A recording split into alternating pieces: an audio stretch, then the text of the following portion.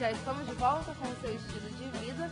Nós estávamos conversando sobre a relação da fisioterapia com o esporte e agora nós vamos conversar sobre tendinite. E é claro que normalmente quem adquire esse tipo de doença precisa de um processo de fisioterapia também para tentar se recuperar aí de todas as consequências que isso traz para o nosso corpo. Quem vai conversar com a gente hoje sobre isso é o ortopedista Diego Cabrejo. Ele já está aqui pronto para tirar todas as suas dúvidas aí de casa. Então, se de repente você está com algum tipo de problema relacionado à tendinite, ou então, enfim, existem vários ites, né, que acometem a nossa saúde e que estão meio que envoltos dentro do mesmo pacote, a gente acaba não sabendo o que é o que, a gente vai tirar essas dúvidas hoje. E se você quiser saber alguma coisa sobre isso ou contar o seu depoimento também, alguma coisa que você já passou, se você tem alguma dessas doenças ou simplesmente você quer contar um depoimento de alguém que aconteceu com alguém, se você quiser falar qualquer coisa com a gente, tá liberado aqui pelo nosso WhatsApp, que é o 92 Código de Manaus, 98111 452. Eu já estou esperando pela sua participação. Bom dia, doutor. Bom dia a todos os telespectadores.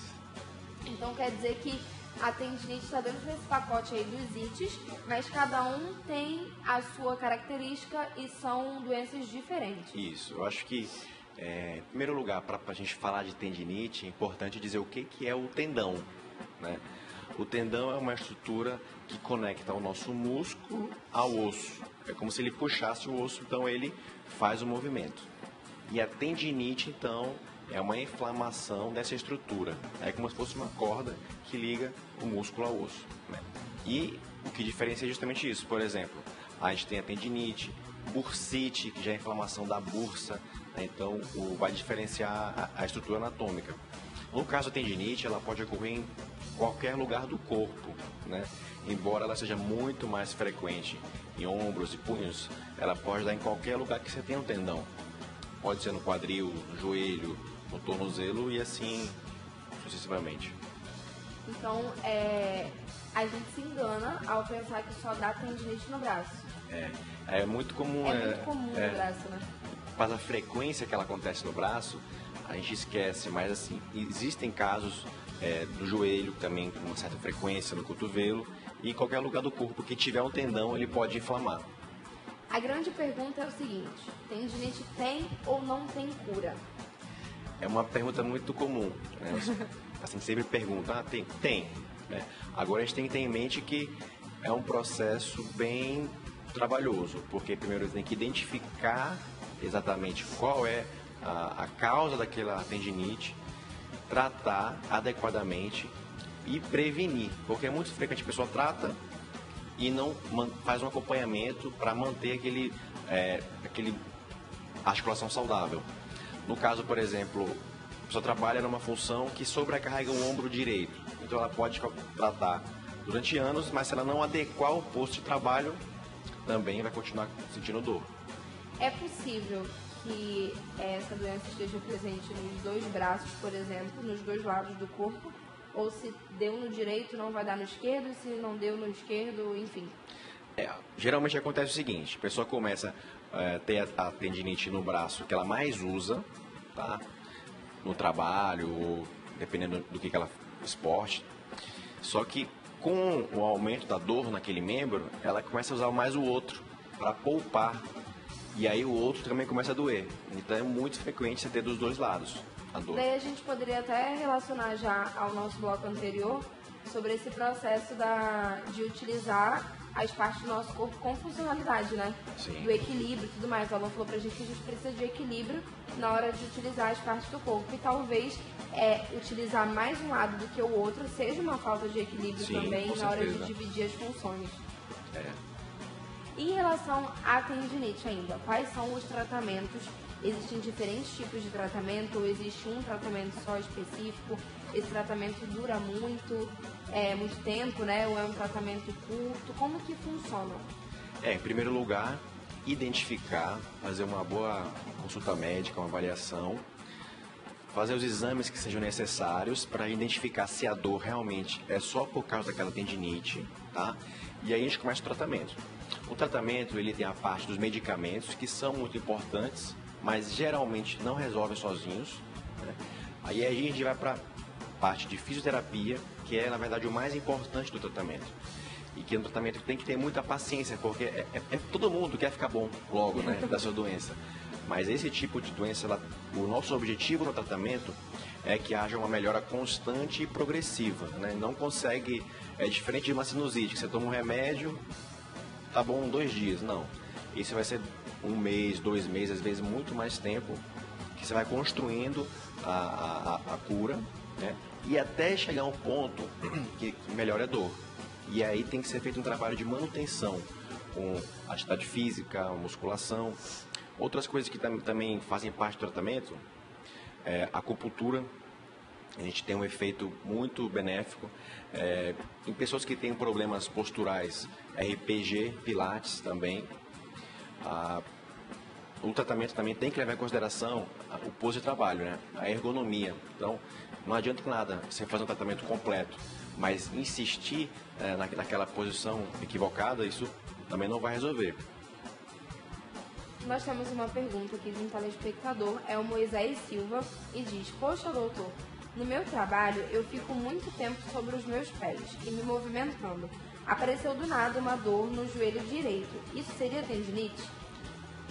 Pode ser que sim, pode ser que não, né? É muito frequente, né, em relação ao joelho, mais sintomas de sobrecarga, fadiga e também dor que a gente chama de femoropatelar. Tendinite não é tão frequente, mas pode ser também.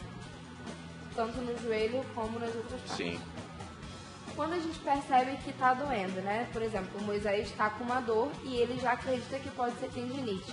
O que a gente precisa saber? Quais são as características dessa dor para que se suspeite pela tendinite? Então, isso assim varia muito de cada articulação, mas no geral é uma dor que piora com os movimentos, é muito frequente, tá? Não é acompanhada de inchaço, geralmente, não é acompanhada de vermelhidão, é mais dor que piora com os movimentos e dependendo de onde ela for, ela pode ser mais intensa ou menos intensa. Muitas pessoas utilizam compressas de gelo, por exemplo, nos locais que estão doloridos, seja dor muscular ou qualquer outro tipo de dor. Nesse caso, é aconselhável? Sim, essa também é uma pergunta muito frequente, né? Não existe, a princípio, uma regra absoluta em relação a qual compressa é melhor, né? Individualmente, compressa de gelo ou compressa morna, 4 vezes ao dia, 15 minutos. A única situação que tem que ser uma específica é no trauma. Ah, não, caí, bati o joelho. Aí são compressa de gelo 3 dias, né? Depois disso, compressa morna para ajudar a diminuir o inchaço. Em relação à dor ainda, né? Vamos supor que a gente está passando por um processo de tendinite, nós temos o braço aí, digamos que doentinho, né, por causa dessa doença, e a gente quer dormir, ou a perna mesmo, enfim, qualquer área do corpo que tenha sido cometido por essa doença, e a gente quer dormir, mas não consegue, porque muitas pessoas reclamam que a dor é tão insuportável que tem dia que nem dormir não se encontra a posição, né, para conseguir relaxar aquela parte ali do corpo e dormir tranquilamente. Quais são as dicas nesse caso? Pode tomar um anti-inflamatório, pode tomar um Dorflex, alguma coisa para dor, a própria compressa, né? No caso, a gente já desmistificou um pouco isso, não existe tanta comprovação assim, mas algumas pessoas, acho que até pelo psicológico, né, acreditam que melhora um pouco depois que utiliza a compressa. Então, quais são as dicas que realmente vão funcionar para dar pelo menos uma aliviada nessa dor enquanto a gente não tem o resultado completo desse tratamento? Eu acho que a compressa, ela tem um efeito benéfico sim, e ela pode inclusive ser utilizada nesse momento para diminuir a dor. Medicamento a gente tem que usar quando não está tendo uma resposta boa, porque tem efeitos colaterais. Então, um anti-inflamatório tomar todo dia? Não pode, porque ao longo de 5, 10 dias vai ter uma gastrite, pode ter problemas. Conheço o caso de pessoas que tomavam diclofenac todo dia, ao longo de muito tempo, evoluíram com infecção ou insuficiência renal.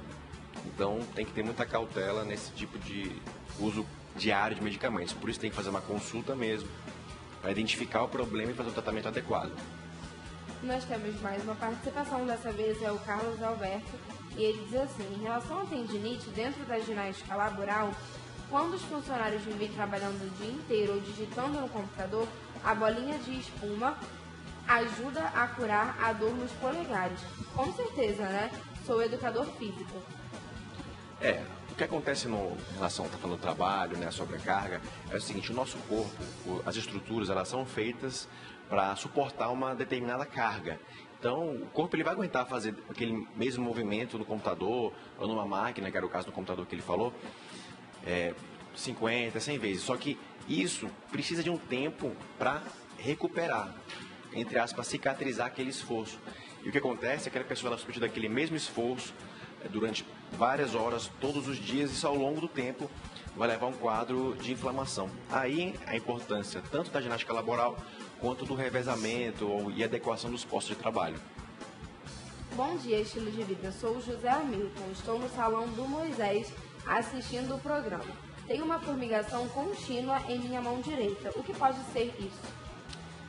Geralmente, esses quadros de formigação eles estão relacionados a algumas doenças de nervo. Tá? Então, pode ser um problema com pressão de nervo do túnel do carpo, pode ser um problema da coluna cervical, ou também, se ele for diabético, pode ser uma neuropatia diabética. São as principais causas, aí tem que investigar, fazer os exames para ter certeza, né?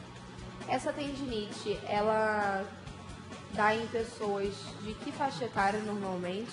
Ou não existe uma faixa etária específica? Sendo jovem ou mais idoso, a gente tem a possibilidade de adquirir a tendinite? Ela é muito mais frequente, primeiro, em mulheres do que homens, né? Falando de epidemiologia, e é frequente também na faixa etária ativa, né? A partir dos 25 aos 35 anos de idade é a mais frequente, até pelo esforço que as pessoas geralmente são submetidas e, consequentemente, a tendinite. E se a gente não trata, o que acontece? A tendência é piorar, né? A dor ela pode piorar a ponto de a pessoa não conseguir movimentar mais o braço, né? Como eu falei, ela vai usar o outro membro para compensar e esse também vai ficar dolorido. Isso, outra consequência da tendinite que pode acontecer ao longo de muitos anos é a ruptura de tendão. É a pior consequência que pode acontecer. Mas isso é geralmente em pacientes mais idosos, a partir dos 50, 60 anos. E o que significa a ruptura desse tendão? Muitas vezes o tendão ele sofre um processo, ele tem uma área aqui do ombro que sai um pouco menos de sangue, digamos assim. Então ele, como se o tendão secasse, né? Então ele solta e ele rasga. Isso acontece em uma história assim. Tem a tendinite quando era jovem, muito forte, tratou, ficou bom, ela volta a sentir dor lá pelos 60 anos de idade e pode ocorrer essa ruptura de tendão. E se ocorre a ruptura do tendão na prática mesmo, o que acontece com o nosso braço? Isso varia um pouco. Algumas pessoas sentem só dor, mas mantêm o movimento. Quando é uma ruptura muito grande, além da dor, tem a perda dos movimentos. Então, fica com dificuldade de mexer o braço. Existem casos também, relatados, de pessoas que têm ruptura e não sentem nada. Então, isso varia bastante. Bom, nós vamos fazer uma pausa aqui no nosso bate-papo, mas daqui a pouco a gente está de volta e você continua comigo. Não esquece, por favor, de enviar todas as suas participações.